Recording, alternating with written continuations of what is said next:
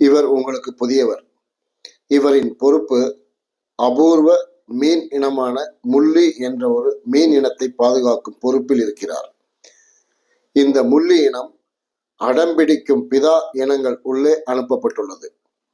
இவர்கள் ஒய்எஸ் கியாவாகும் போது பிதாவும் சினிக்கும்பே வாடியாவும் கெஞ்சி மன்றாடி கியாவாக்கும். இவர்கள் ஒளிக்கீற்றை வேண்டாம் என்று மறுப்பவர்கள். நன்றி கடன்பட்ட சினிக்கும்பே வாடியா கெஞ்சி முள்ளிக்குள் அனுப்பும். அப்படி இருந்தும் இவர்கள் மீண்டும் என்னை பணிக்கு அனுப்பு என்று வாளை அசைப்பதுதான் கடல் கொந்தளிப்பு. இவர்கள் கொந்தளித்தால் இயற்கை என்னை ஆடிவிடுவார். அதன் விளைவே அடக்க முடியா புயல். மீண்டும் சினிக்கும்பே வாடியா தூதுவிடும். அப்படி என்றால் எங்கள் பணி ஒன்றுதான் பாக்கி, அதை வேண்டுமானால் நீங்கள் செய்யுங்கள், நாங்கள் ஒதுங்கிக் கொள்கிறோம் என்க மீண்டும் சாந்தம் பெறுவார்கள். நம் பிதா போராட்டமே செய்தார்.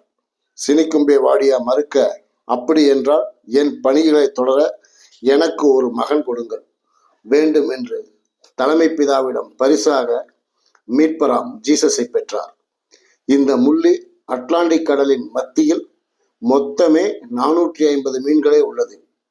இவர்கள் இருக்கும் இடத்தை சுற்றி 350 மைல் பரப்பளவில் எந்த உயிரினங்களோ கப்பல்களோ நெருங்க முடியாது.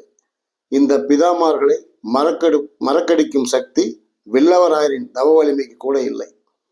இவர்கள் உமிழும் மூச்சே கரியமில வாயுவாக மாறி கடலுக்குள் ஜீவராசிகள் வாழும் தன்மையை ஏற்படுத்துகிறது. இவர்களின் பாதுகாப்பு பொறுப்பை அம்பிகாவதி என்ற பொறுப்பாளரும் நானும் செய்கிறேன். மலர் மேரி.